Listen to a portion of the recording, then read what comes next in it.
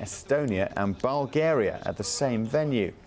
Well, that was after all the goals in those games came from penalties. Both matches understood to have been handled by the same team of Hungarian officials. The fallout from Tuesday's Champions League match between Arsenal and Barcelona continues, with Arsene Wenger denying any wrongdoing over his UEFA charge of improper conduct. Wenger and midfielder Samir Nasri were both charged with using inappropriate language towards the referee following their side's defeat at Barcelona. I deny completely any charge. I don't understand where that comes from. And I believe that it is the kind of thing that are difficult to understand, because it is a shame that for me the referee took the decision to send Robin van Persie off, because it was the wrong decision. And a busy night of Europa League football. 8 round of 16 first leg ties have been going on Thursday evening. First of all, Liverpool were shocked in Portugal by Braga, losing 1-0 to the Portuguese side. Also wins there for Villarreal, for whom Nilmar got an injury time winner against Bayer Leverkusen. Porto also had a win. Twente, as you can see right at the bottom of your screen there, are 3-0 up against Zenit St Petersburg, and Kiev and Benfica also winning. And that's all your sport for now. Thanks so much, Ashley. Well, stay with us here on Al Jazeera. We'll have another full update at the top of the hour.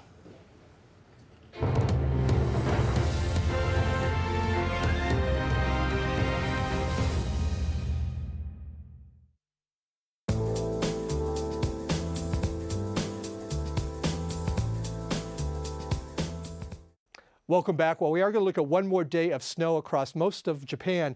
They've been seeing snow pretty much all week long, but Friday is going to be their last day, as you can see right here. That snow is going to be in the upper elevations just to the west of Tokyo. We're also going to be seeing some rain showers along that western coast. But as we go into Saturday, the storm system moves out, and we're looking at some much clearer weather, as well as much warmer weather. We're looking at Seoul at 12 degrees, Pyongyang at 11 degrees, and as you can see over here towards China, those temperatures begin to go into the upper teens and the lower 20s, so that's some very nice weather for the weekend there. Across southern parts of China, we are looking at still mostly cloudy conditions, heavy rain showers too. Over towards Taiwan, those are going to be where we see the heaviest rain showers over the next several days. Temperature of about 19 there. Manila, your rain showers start to die down. We're going to be seeing about 30 degrees for you into your forecast. Down towards Australia, that is one of our biggest concerns. It has been our biggest concern for the last week. We are looking at this very large area of low pressure to the north. This is really being affecting the North Territory as well as Queensland. We have flash flood warnings in effect for the next several days. Heavy rain showers are going to be a problem, about 100 millimeters of rain a day. But down towards the south, not looking too bad. We are looking at Melbourne at 28, Sydney at 27, and Brisbane at 28 also.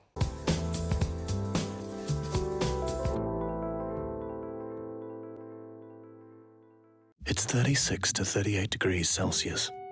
No higher, no lower. It's soft, but not too soft. It's just enough to smooth things out.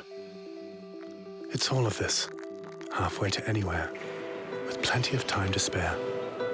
The Qatar Airways Premium Terminal in Doha. 5-star service for first and business class passengers. Qatar Airways, world's 5-star airline. From local traders to international finance, it's commerce that makes the world go round. For global companies and developing markets, communication is the currency, and information is the most valuable commodity. Counting the cost at this time on Al Jazeera.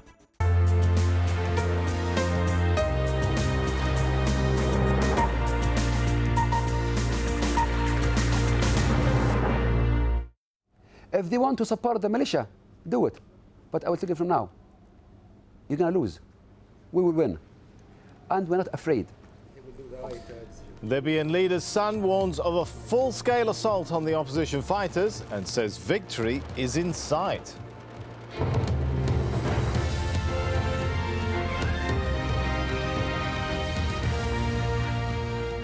Arab Gulf states say Gaddafi's government has lost its legitimacy, adding their voices to growing international pressure.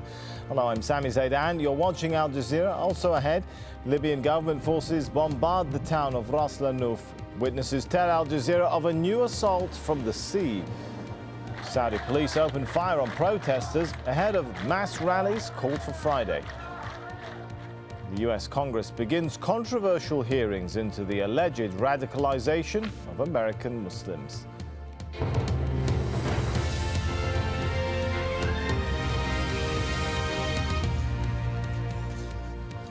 Foreign ministers from Arab Gulf states have joined the international chorus denouncing the regime of Muammar al-Gaddafi.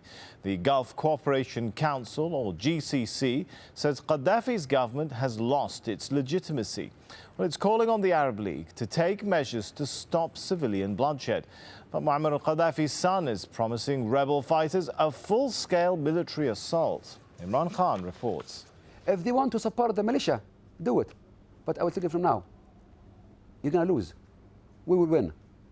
And we're not afraid of the American fleet, NATO, France, European. This is our country. We live here, we die here.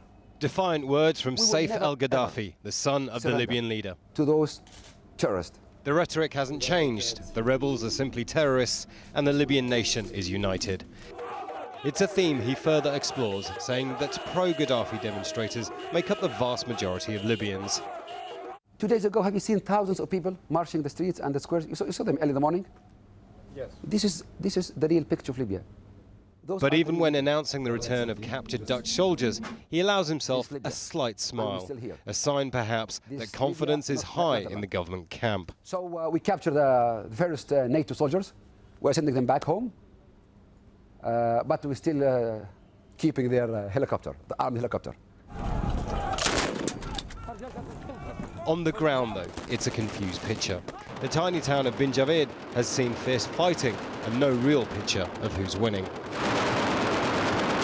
The jets still fly overhead as talk on whether to enforce a no-fly zone dominates the international agenda. Perhaps, though, Gaddafi's last words are his most telling. Libya is not a piece of cake. We are not a Mickey Mouse. Fighting words indeed. Imran Khan, AlJazeera. Well, earlier we spoke to Mabrouk. He's a Libyan who's in the eastern city of Brega.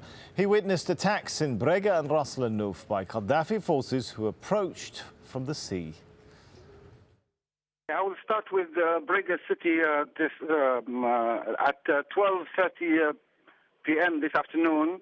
A plane attacked the main road going to the oil fields and split it in half. And then I went to Ras Al Nouf to deliver some medical aid to the hospital there. And I was shocked with the amount of attack of airplanes by the government forces. These planes come at 1 hour intervals, and they hit the back of the hospital where I deliver these medical aids, and all the doctors and the nurses have evacuated the Ras Al Nouf hospital, and about 30 ambulances were taking the wounded and the dead to the nearest city, which is Brega.